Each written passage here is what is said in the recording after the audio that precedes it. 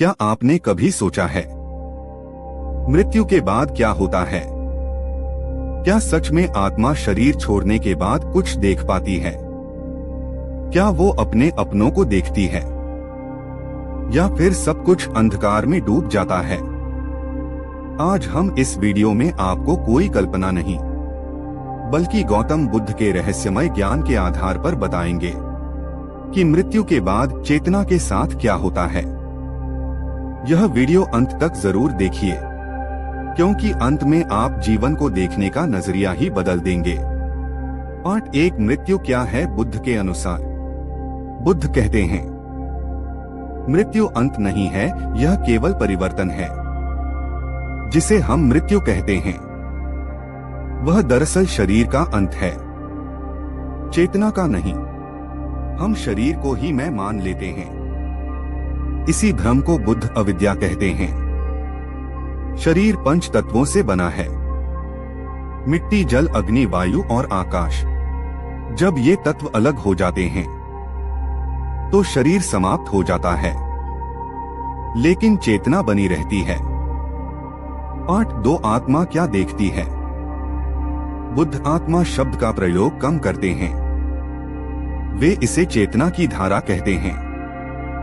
मृत्यु के बाद चेतना शरीर को, अपने घर को, अपने प्रिय लोगों को देख सकती है, लेकिन जैसे हम देखते हैं वैसे नहीं। यह देखना आंखों से नहीं, अनुभूति से होता है।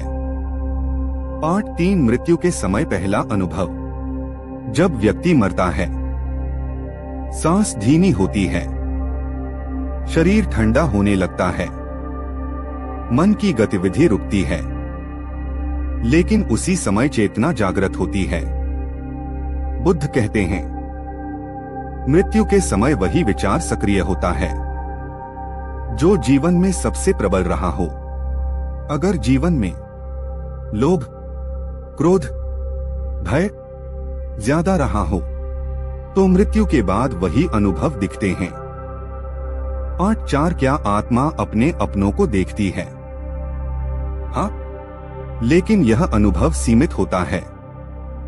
आत्मा रोते हुए परिवार को देख सकती है, अपना शरीर देख सकती है, अधूरे काम याद कर सकती है, लेकिन समस्या यह है वो बोल नहीं सकती, वो खुद को प्रकट नहीं कर सकती।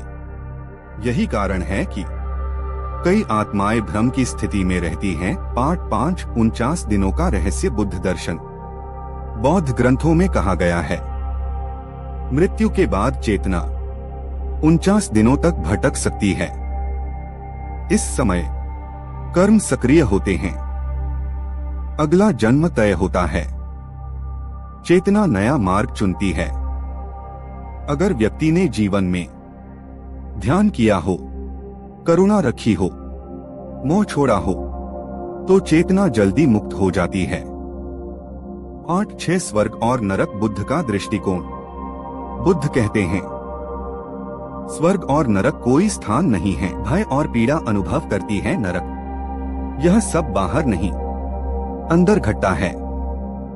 पार्ट 7 पुनर्जन्म कैसे होता है? बुद्ध पुनर्जन्म को कर्म की निरंतरता मानते हैं।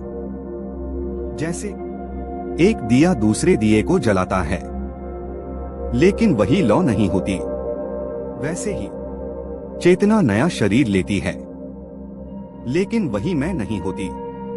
पार्ट 8 मृत्यु के बाद मुक्त आत्मा क्या देखती है?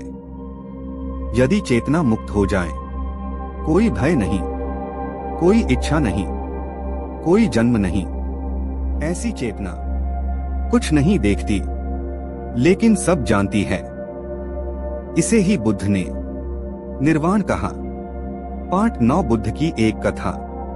एक शिष्य ने बुद्ध से पूछा भगवान मृत्यु के बाद क्या दिखता है? बुद्ध ने दीपक बुझा दिया और पूछा बताओ लौ कहाँ गई?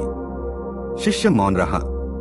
बुद्ध बोले जो बंधन से मुक्त हो गया वह कहीं नहीं जाता, वह सब में विलीन हो जाता है। पार्ट 10 हमें इससे क्या सीख मिलती है? इस ज्ञान का उद्देश्य डराना नहीं, जगाना है। अगर आप चाहते हैं कि मृत्यु के बाद शांति मिले, भय न हो, चेतना ऊंची हो, तो आज से ध्यान करें, करुणा रखें, अहंकार छोड़े। मृत्यु कोई अंधेरा नहीं है। अंधेरा हमारा अज्ञान है। जब ज्ञान जागता है तो जीवन भी सुंदर होता है और मृत्यु भी। यदि यह वीडियो आपके मन को छू गया हो तो इसे लाइक करें, चैनल को सब्सक्राइब करें और कमेंट में लिखें, मैं जागना चाहता हूं।